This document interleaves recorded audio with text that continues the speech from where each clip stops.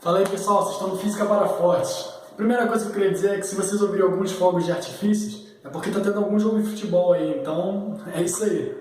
A segunda é que no vídeo anterior, quando eu ponho a questão na tela, eu parei de ler junto com vocês. Aí eu quero saber o que vocês estão achando, se acham melhor com a minha voz sensual, ou se vocês preferem só o silêncio mesmo, vocês leem, dá um pause, né, porque eu vou encurtar já que eu não preciso ler. E aí, é isso aí. Vê o que vocês acharam melhor. Bem, vamos para a questão então da escola naval. Vai aparecer aí na sua tela.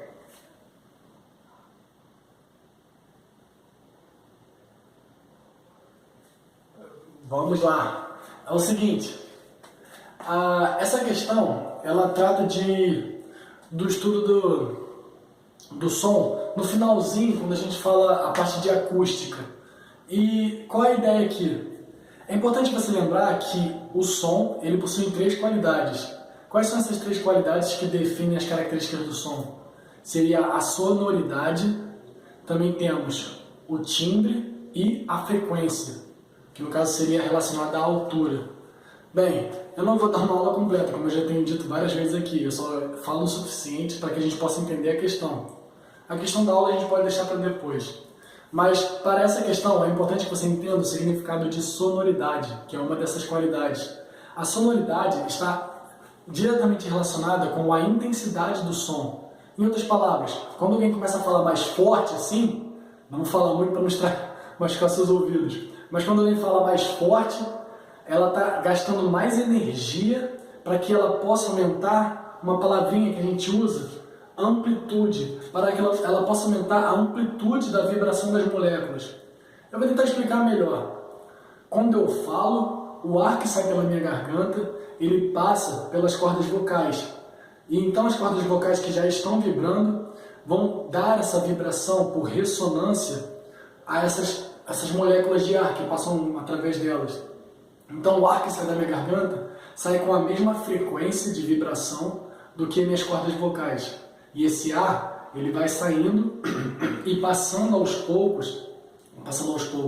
para as moléculas seguintes, essa vibração, como se fosse um efeito dominó. Você bate na primeira peça e essa primeira peça bate nas outras e elas vão caindo em sequência. Então essa energia que veio daqui da minha garganta vai passando para as moléculas, que vão passando para as seguintes, até que essa energia possa chegar até o ouvido de um ouvinte. E essa energia, essa molécula vibrando, faça que o tímpano dessa pessoa vibre na mesma frequência do que a minha corda vocal. E dessa forma, essa vibração no tímpano da pessoa é transformada em impulsos elétricos que é interpretado pelo cérebro. E aí você me escuta. Então é mais ou menos assim que funciona o efeito da audição. Mas a ideia é o seguinte, essa vibração da molécula, ela está relacionada ao quão forte você escuta um som. Se eu começar a falar baixo aqui, como se fosse a ASMR de física, você quer participar de uma ASMR? A ideia é que quando eu falo mais baixo, nada mais é do que diminuir a intensidade, ou seja, diminuir a amplitude. Entende-se por amplitude o quê? A molécula vibrar. Se eu falo alto, se eu falo mais forte, desculpa, ela fica assim. Se eu falo mais fraco, ela fica fraquinho, ó. Fogos aí, ó. A ideia aqui é o seguinte. Se vocês conseguirem entender o significado disso... Ih, rapaz, acho que vou ter que parar o vídeo, hein? Pô, dá uma pausa aqui. Pessoal, tive que interromper mesmo. Mas, e aí, já estou de volta. Vamos lá. Se você foi capaz de compreender a relação entre amplitude, intensidade e sonoridade, então vamos seguir adiante. Vamos lá. O primeiro passo que a gente tem que dar aqui é o seguinte. Compreender que a intensidade ela está relacionada à distância dessa fonte sonora. Em outras palavras, se você botar sua orelha do lado do alto-falante, ou se você estiver a 10 metros de distância, você vai notar que do lado vai estar mais forte do que a 10 metros de distância. Mas como nós podemos comprovar isso, aliás, descrever isso matematicamente? Fica da seguinte forma. A intensidade sonora é igual à potência desse instrumento, no caso o alto-falante, sobre a área. A potência nada mais é a energia que essa caixa de som ela emite por segundo. Isso é potência, energia por segundo, no caso em Joule. A gente chama de watt potência, a unidade, né? E a área nada mais é do que o quê? Compreenda aqui comigo. O som, ele se expande de forma tridimensional, ou seja, imagina que aqui seja uma fonte sonora, ele vai se expandir assim, ó, como se fosse uma esfera, uma bolha crescendo, certo? Se é uma bolha crescendo, o que nós temos aqui? A área da superfície de uma esfera. Logo, essa equação, ela descreve a intensidade sonora. Perceba que, para esse caso, a potência é a mesma nas duas situações. Potência que ele está vindo da caixa de som. 4π é 4π, é um número. A distância é ela que muda e é ela que determina a intensidade. Quanto mais longe, mais fraco o som fica, menor a intensidade. Coisa que nós já percebemos no nosso dia a dia. Mas tem um detalhe, tem um a mais. E esse a mais eu não conseguia pensar na hora que eu estava resolvendo a questão. Eu tive que procurar nos livros. E aí tem o seguinte: a intensidade sonora também pode ser descrita como, ela é igual à amplitude ao quadrado. Mas essa igualdade, ela tem uma constante de proporcionalidade, que eu representei aqui como letra K. Portanto, a intensidade é proporcional, letra K, é proporcional à amplitude ao quadrado. Então a gente tem essa segunda equação. Além dessa, temos essas duas equações que determinam a intensidade sonora. O que nós precisamos fazer aqui? Bem, eu vou igualar essa equação com essa equação aqui. Igualar no I mesmo. Se eu igualar esse trecho com esse, a gente vai ter potência sobre a área é igual a essa equação aqui que nós temos, né? Proporcional à amplitude ao quadrado. Agora vem a seguinte análise.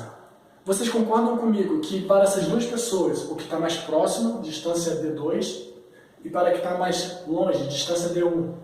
Aliás, eu esqueci de falar. Quando eu voltei, eu tinha notado esse defeito aqui, esse erro. Aqui estava D1 e aqui estava D2. Talvez alguém já deva ter notado. Aí eu troquei quando eu pausei. Enfim, aqui é D2, aqui agora é D1, ok? Vamos continuar. Vocês concordam comigo que a letra K, ela é constante? Ela é uma constante. Então ela não muda a situação. Ela não vai determinar em nada, porque ela vai ser a mesma. Tanto aqui quanto aqui. É uma letra K, é constante. A potência é a mesma nas duas situações, pois a fonte sonora é a mesma. Quem está emitindo o som é essa caixa aqui de som que eu representei como fonte sonora. Logo, o pote aqui é a mesma coisa. 4π é a mesma coisa também. Tá, Matheus, onde é que você quer chegar? No seguinte, eu posso escrever da seguinte forma. A amplitude, ela é proporcional ao inverso da distância. Entende?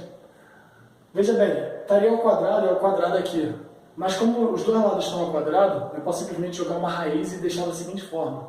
A amplitude, ela é proporcional ao inverso da distância. Quanto mais longe você fica, menor vai ficando essa amplitude, menor vai ficando a intensidade sonora. Ok? Então essa proporcionalidade que eu vou usar para matar o exercício, para finalizar a questão. E aí vai ficar da seguinte forma. Vou escrever aqui, ó.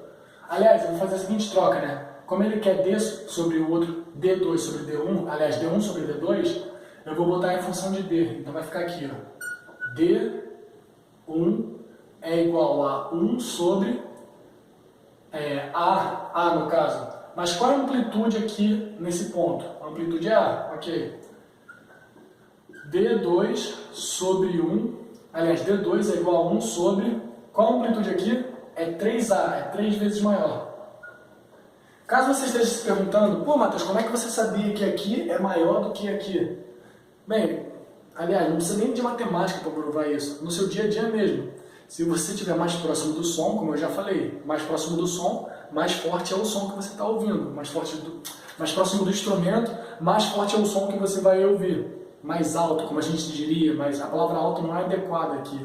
O alto é usado para descrever a frequência. Mas enfim, vamos continuar. Nós temos essas duas situações. Basta fazer o quê? D1 sobre D2. E aí ficaria como aqui? Ó? D1 sobre D2 é igual a 1 sobre A sobre 1 sobre 3A. Para fazer a regra aqui do inverte, né? E aí vai ficar como? apagar aqui. E vai ficar como aqui? Vai ficar 3A sobre A é igual a 3. Resumindo, qual é a razão da distância de um para o outro? A distância D1 é 3 vezes maior do que a distância D2, porque a amplitude D2 é 3 vezes maior do que a amplitude em D1. Ok? Questão interessante, eu achei legal, porque, bem, como eu falei, eu não me lembrava dessa relação aqui, tive que procurar. Uma questão fácil, mas devido a esse conceito, ficava meio assim, caramba, o que eu faço aqui? De qualquer forma, é isso aí. Ah, e para quem está perguntando sobre fazer resolução da prova da SpaceX, sim, eu vou fazer sim. Para quem viu até agora no final, já tem essa informação. Vai sair. É porque, de fato, eu queria terminar isso aqui. Eu comecei, eu quero terminar, eu quero fazer até o final. Mas então eu posso fazer os dois ao mesmo tempo, porque a Escola Naval já passou e a SpaceX está vindo.